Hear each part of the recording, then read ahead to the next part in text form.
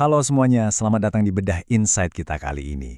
Kalau kalian pengen banget ngubah bikin konten dari sekedar hobi atau pekerjaan sampingan, jadi bisnis multisumber yang benar-benar strategis, well, kalian ada di tempat yang pas banget. Mari kita pelajari lebih dalam. Karena landscape pembuatan konten saat ini tuh udah berevolusi jauh melampaui apa yang kita bayangin beberapa tahun lalu. $1 triliun. Yap, kalian nggak salah dengar. Ini tuh proyeksi nilai total dari ekonomi kreator di tahun 2022 nanti. Angka yang fantastis ini ibarat jangkar yang ngebuktiin ke kita semua kalau industri ini udah bukan lagi sekedar tren musiman yang bisa dipandang sebelah mata. Ini benar-benar industri dengan nilai taruhan tinggi yang udah matang dan pastinya super profesional. Oke, agenda kita hari ini simple dan logis banget. Kita bakal mulai dari ledakan kreator bernilai triliunan dolar, terus lanjut ke gimana menguasai storytelling video modern, lalu menyeimbangkan AI dengan autentisitas, pergeseran menuju komunitas, dan terakhir, penguasaan monetisasi multisumber. Langsung aja kita mulai ya. Bagian pertama, kita masuk ke ledakan kreator bernilai triliunan dolar. Coba kita perhatiin data-data kerasnya nih. Nilai ekonomi saat ini aja tuh udah nyentuh angka $250 miliar dengan sekitar 200 juta kreator tersebar di seluruh dunia. Dan coba tebak, hampir 46,7%-nya jadi ini nih sebagai pekerjaan penuh waktu mereka loh. Nggak main-main kan?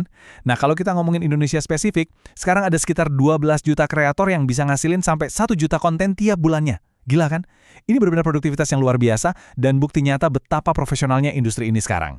Terus ada satu poin krusial yang jadi kunci di sini, yaitu pergeseran kebiasaan yang sering kita sebut sebagai shoppertainment.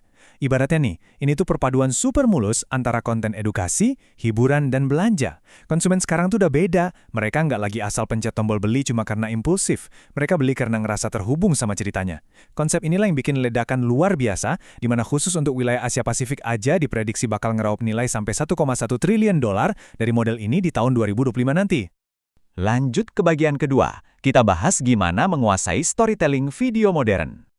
Sekarang, coba deh kalian pikirin satu pertanyaan yang agak provokatif ini. Kenapa sih sebagian besar video pendek itu malah gagal dan sepi penonton? Biasanya kan kita gampang banget nyalain hal teknis ya, kayak, aduh lightingnya kurang terang nih, atau kameranya jelek, atau yang paling sering, wah algoritma lagi nggak bersahabat. Tapi emangnya benar itu akar masalah utamanya? Well, jawabannya mungkin bakal bikin kalian kaget. 90% dari kegagalan itu nyatanya cuma gara-gara satu hal, nggak ada storyboard. Sesimpel itu. Perencanaan praproduksi itu sebenarnya senjata rahasia dan keunggulan paling utama buat para kreator top. Kalau kalian cuma modal nyalain kamera terus ngarep ada keajaiban, ya jujur aja, kalian udah kalah bahkan sebelum mulai. Jadi, solusinya gimana? Jelas, ada alur kerja profesional yang sistematis yang harus banget kalian tiru. Pertama, tentuin dulu tujuannya apa. Kedua, tulis naskahnya.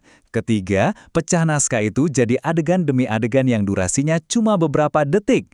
Dan keempat, visualisasiin adegannya. Kenapa sih alur repot ini penting? Karena dengan punya papan cerita, kalian bisa benar-benar ngedesain hook atau daya tarik di 3 detik pertama dengan sangat presisi. Dan 3 detik pertama itulah yang nentuin penonton bakal stay atau malah skip. Nah, kalau dasarnya udah kuat, kalian bisa mulai main di level yang lebih advance pakai taktik-taktik mutakhir. Brand-brand raksasa kayak Nike atau Patagonia tuh jago banget soal ini. Mereka pinter banget ngebalik ekspektasi narasi penonton, terus mainin tempo emosi dari yang tegang tiba-tiba jadi lega. Mereka juga nggak ragu buat transparan nunjukin proses di balik layar. Dan satu lagi yang paling krusial, mereka selalu mastiin videonya tetap ngena dan pesannya nyampe biarpun penontonnya nonton tanpa suara alias di-mute. Masuk ke bagian ketiga, menyeimbangkan AI dengan autentisitas. Gini, di satu sisi, kita sekarang punya mesin yang super efisien. AI bisa ngatur jadwal, bikin caption, ngedit video, sampai nganalisis tren secepat kilat. Tapi di sisi lain, kita punya sesuatu yang nggak akan pernah bisa dikopi sama AI manapun, empati manusia. Iya, koneksi yang benar-benar tulus, cerita jatuh bangun kalian yang nyata dan nggak dipoles, dan gimana cara kalian ngebangun komunitas. Kuncinya di sini adalah, biarin AI yang kerja keras di belakang layar ngurus hal teknis, supaya sisi manusiawi kalian yang otentik bisa bersinar penuh di depan kamera. Faktanya nih, hampir 60% dari semua kreator tuh sekarang udah ngandelin AI buat ngurusin tugas-tugas administratif yang bikin capek dan ngebosenin. Jadi ini tuh bukan tentang AI bakal gantiin posisi kreator, sama sekali bukan. Ini tentang AI yang justru ngasih kreator lebih banyak waktu luang, dan waktu luang inilah yang harusnya kalian pakai buat mikirin dan nyiptain karya orisinal yang emang ditunggu-tunggu banget sama audiens kalian. Oke, kita lanjut ke bagian keempat, pergeseran menuju komunitas. Bisa dibilang ini tuh bukti nyata kalau metrik yang cuma ngandelin angka follower gede doang tuh udah mulai mati. Makro-influencer emang bisa ngejangkau jutaan orang, bener. Tapi tahu nggak, rata-rata interaksi mereka tuh cuma sekitar 1,3% aja. Coba bandingin sama mikro-influencer yang fokus ngebangun komunitas niche yang spesifik banget. Interaksi mereka tuh bisa nembus 4% atau bahkan lebih loh. Makanya nggak heran kalau sekarang banyak brand gede mulai muter haluan budget mereka. Engagement atau keterlibatan yang dalam itu jauh lebih berharga daripada audiens jutaan, tapi pada pasif semua. Dari pergeseran tadi, muncullah tren Employee Generated Content atau AGC. Jujur, ini salah satu kejutan paling menarik di dunia marketing belakangan ini. Perusahaan tuh udah nggak cuma sibuk nyawa artis atau seleb buat promosi. Mereka sekarang lebih milih ngedorong karyawan mereka sendiri buat bikin konten di TikTok atau LinkedIn. Kenapa gitu? Karena data nunjukin 93% pemasar setuju kalau konten organik dari karyawan atau pengguna langsung tuh kerasa jauh lebih dipercaya sama konsumen dibandingkan iklan komersial yang udah dipoles mulus banget.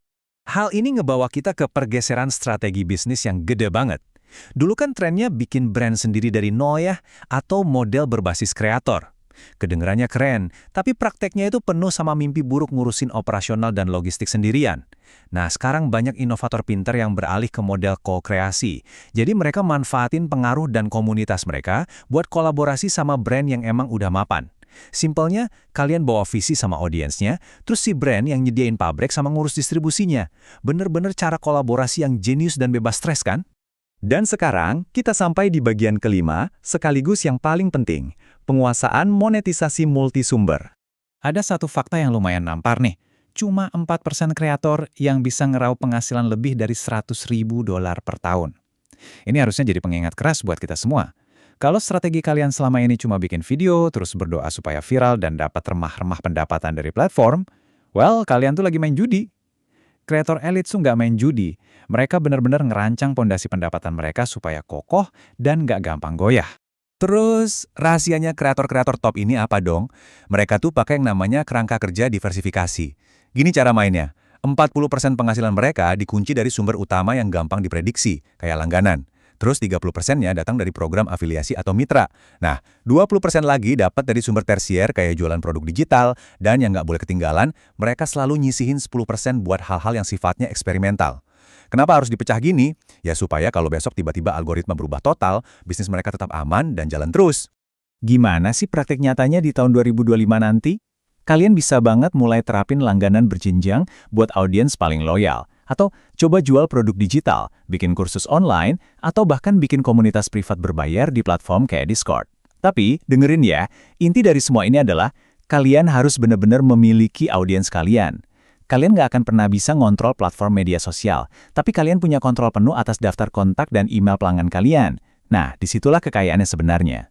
Sebagai penutup bedah materi kita hari ini, coba deh tanyain ke diri kalian masing-masing. Apakah kalian mau terus capek lari-lari ngejar momentum viral doang? Atau kalian mau mulai serius ngebangun posisi kalian di ekosistem yang nilainya triliunan dolar ini? Yuk, berhenti bertindak kayak pehobi amatir. Mulai terapin kerangka kerja yang udah kita bahas tadi, lindungin sumber pendapatan kalian, dan yang terpenting, ambil alih kendali penuh atas komunitas kalian sendiri. Sampai jumpa di bedah materi berikutnya.